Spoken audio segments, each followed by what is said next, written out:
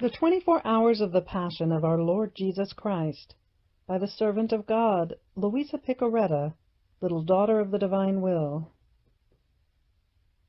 Presentation.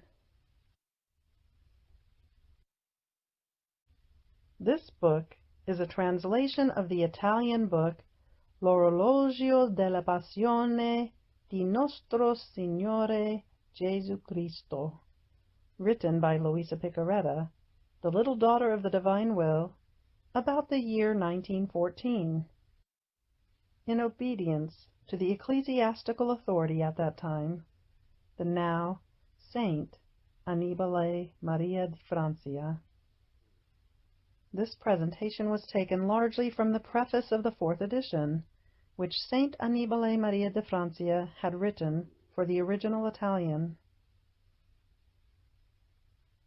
Luisa was 17 years old. She relates these facts in the first of 36 volumes which she wrote by order of holy obedience. On the last day of a Christmas novena which Jesus himself prompted her to do, he surprised her with an unusually vivid experience of the marvelous mysteries of his love. And he told her he wanted to lavish new and greater graces on her, manifesting to her other, even more lofty excesses of his immense love, and inviting her to continue giving him uninterrupted company during the 24 hours of his sorrowful passion and death. Much later, after Luisa had already been living these hours of the Passion intensely in her interior for more than 30 years, the now Saint Annibale di Francia, who was the ecclesiastic delegate on matters concerning Luisa's writings, and who had come to know about this practice of hers, gave her the obedience to write these hours down. This, then, is how the book, The Hours of the Passion of our Lord Jesus Christ, began. It was then that Saint Annibale di Francia published it for the first time. To this edition there followed 7 others, 5 in Italian and 2 in German, always with the proper ecclesiastical permissions. It was recently published in English and Spanish as well. When Luisa had finished writing the Hours of the Passion, she wrote a letter which she gave to Saint Annibale, together with the book, who included it in the book's preface when he published it. From this letter we come to appreciate how pleased Jesus is, and how many benefits are lavished upon the soul when it practices these hours on a daily basis, as bread without which one cannot live. Here is the letter. I am finally sending you this handwritten copy of the Hours of the Passion of our Lord Jesus Christ. May it all be for his greater glory. I have also enclosed a few sheets on which I have described the effects and the beautiful promises which Jesus makes to all those who meditate these hours of the Passion. I believe that if whoever meditates on them is a sinner, he will convert. If he is imperfect, he will become perfect. If he is holy, he will become holier. If he is tempted, he will find victory. If suffering, he will find strength, medicine, and comfort in these hours. If weak and poor, he will find a spiritual food and a mirror in which to look at himself continually, and so become beautiful and similar to Jesus, our model. Jesus' joy is so immense when someone meditates on the Hours of the Passion that he would like to see at least one copy of these meditations being used in every city and town, because then it would be as if Jesus were hearing his own voice and his own prayers, which he raised to his Father during the 24 hours of his painful passion. And if this is done at least by a few souls in each town and city, he himself promises that the divine justice will be appeased in part, and punishments will be lessened. Reverend Father, you make an appeal to everyone. Bring this little work to completion which my loving Jesus has had me do. I would also like to add that the purpose of these hours of the Passion is not so much that of recounting the story of the Passion, since there already are many books which deal with this pious subject, and it would not be necessary to write another one. Instead, its purpose is to make reparation, to unite ourselves to Jesus in each of the different moments of his Passion, and with his own divine will make a worthy reparation for each of the various offenses he receives, and compensate him for everything that all creatures owe him. From this there derive the different ways of making reparation in these hours. In some instances, the soul blesses him. In others, it sympathizes with him. In others, it praises him. It comforts suffering Jesus. It compensates him. It begs, prays, and asks him, and so on. So I entrust to you the task of making known the purpose of these hours to those who will read them. Therefore, in every city, town, and nation, let us form so many cenacles in which these 24 hours of the Passion of our Lord are meditated and lived. Like so many living clocks, let them faithfully mark the hours of each day, to keep Jesus company with our love, our reparation, and our gratitude, for he is not loved as he deserves. Indeed, his own children offend him and crucify him again in their hearts by closing the doors to grace, to the divine will. It happened that on one occasion Saint Annibale de Francia went to Luisa's house and recounted what had taken place on one of his visits with the Pope. Being an intimate friend of Pope St. Pius X, he was frequently received by him. While with him, he wanted to introduce him to the book, The Hours of the Passion of our Lord Jesus Christ, which he had been spreading. So he read a few pages of it to him, specifically from the hour of the crucifixion. At a certain point the Pope interrupted him, saying, "Father, this book should be read while kneeling. It is Jesus Christ who is speaking." This concludes the presentation. Promises of Jesus for whoever prays the hours of the Passion, from the writings of Luisa Picaretta. Volume 11, April 10th, 1913. Tell me, my good, what will you give as a reward to those who will do the hours of the Passion the way you taught them to me? And he, my daughter, I will not look at these hours as your things, but as things done by me. I will give you the same merits as if I were in the act of suffering my Passion. In this way I will let you obtain the same effects, according to the dispositions of the souls. This while on earth. And I could not give you a greater thing from my own. Then in heaven I will place these souls in front of me, flashing them with lightnings of love and contentment for as many times as they did the hours of my Passion, while they will flash to me as well. What a sweet enchantment this will be for all the blessed!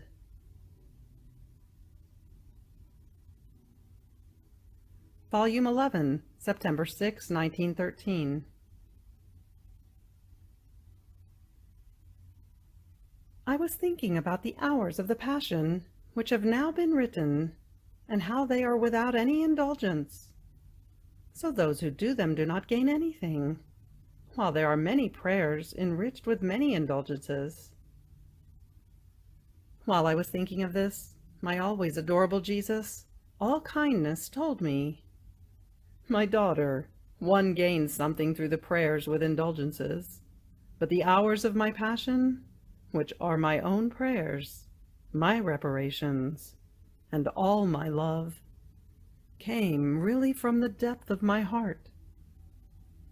Did you perhaps forget how many times I united myself with you to do them together, and I turned chastisements into graces over the entire earth? So my satisfaction is such that instead of the indulgence, I give the soul a handful of love, which contains infinite love of incalculable price. Further, when things are done for pure love, my love finds its outpouring, and it is not inconsiderable that the creature can give relief and expression to the love of her Creator.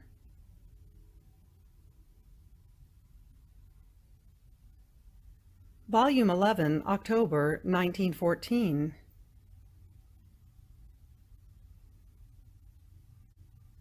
I was writing the hours of the Passion, and I thought to myself, how many sacrifices in order to write these blessed hours of the Passion, especially to put on paper certain interior acts which had passed only between me and Jesus. What reward will he give to me? Letting me hear his tender and sweet voice, Jesus told me, "My daughter, as a reward for having written the hours of my Passion, for each word you have written, I will give you a kiss, a soul." And I, "My love, this is for me, and what will you give to those who will do them?" And Jesus, "If they do them together with me and with my own will, I will give them a soul for each word they will recite, because the greater or lesser effectiveness of these hours of my Passion is in the greater or lesser union that they have with me. In doing them with my will, the creature hides inside my volition, and since it is my volition that is acting, I can produce all the goods I want, even through one single word. This for each time you will do them." Another time I was lamenting with Jesus, because after so many sacrifices to write these hours of the Passion, very few were the souls who were doing them. And he, "My daughter, do not lament. Even if there was only one, you should be happy. Wouldn't I have suffered all my Passion, even to save only one soul? The same for you. One should never omit good, only because few benefit from it. All the harm is for those who do not take advantage of it. Just as my Passion made my humanity acquire the merit as if all were being saved, although not all are saved, since my will was to save everyone, and I receive merit according to what I wanted, not according to the profit which creatures would have drawn. The same is for you. You will be rewarded depending on whether your will identified itself with mine, wanting to benefit all. All the evil remains to those who, although being able to, do not do it. These hours are the most precious of all, because they are nothing other than the repetition of what I did in the course of my mortal life, and what I continue to do in the most blessed sacrament. When I hear these hours of my Passion, I hear my own voice, my own prayers. In that soul, I see my will, that is, wanting good for everyone and wanting to repair for all. And I feel moved to dwell in her, in order to do whatever she does within her. Oh, how I would love that even one single soul for each town did these hours of my Passion. I would hear myself in every town, and my justice, greatly indignant during these times, would remain partly appeased.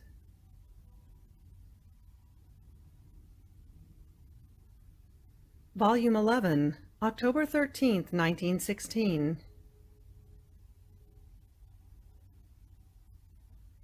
I was doing the hours of the Passion, and blessed Jesus told me, "My daughter, in the course of my mortal life, thousands and thousands of angels were the cortege of my humanity, gathering everything I did, my steps, my works, my words, and even my sighs, my pains, the drops of my blood, in sum, everything. They were the angels in charge of my custody, and of paying me honor.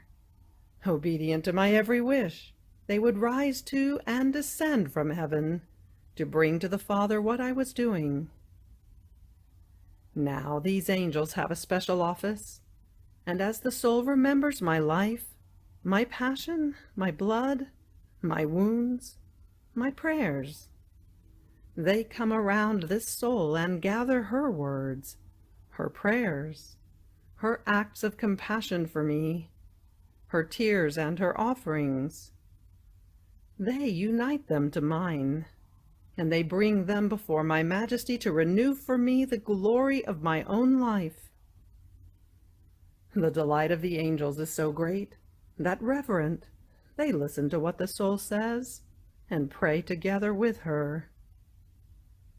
So with what attention and respect must the soul do these hours, thinking that the angels hang upon her lips to repeat after her what she says.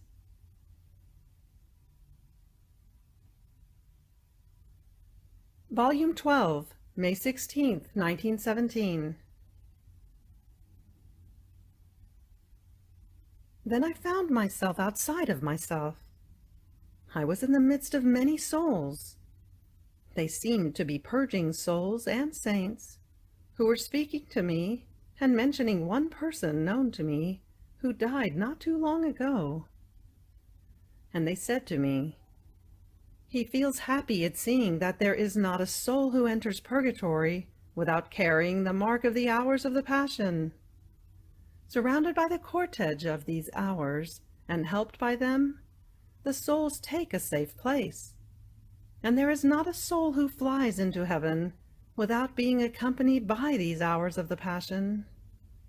These hours make a continuous dew pour down from heaven to earth, into purgatory, and even into heaven."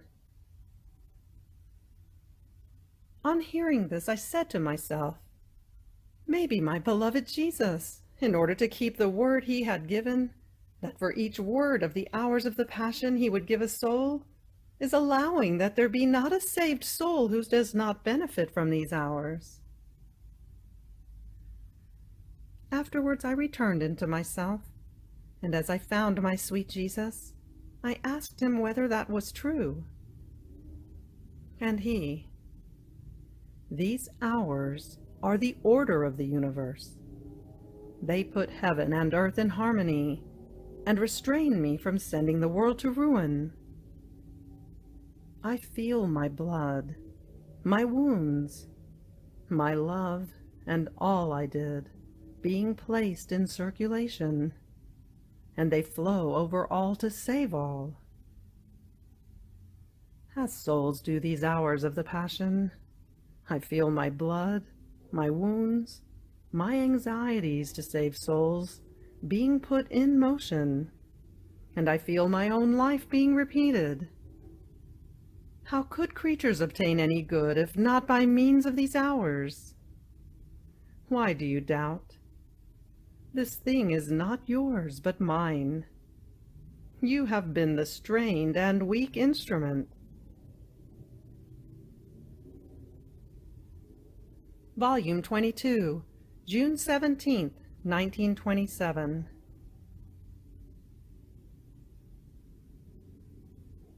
After this I found myself outside of myself, and while looking for my sweet Jesus, I encountered Father de Francia.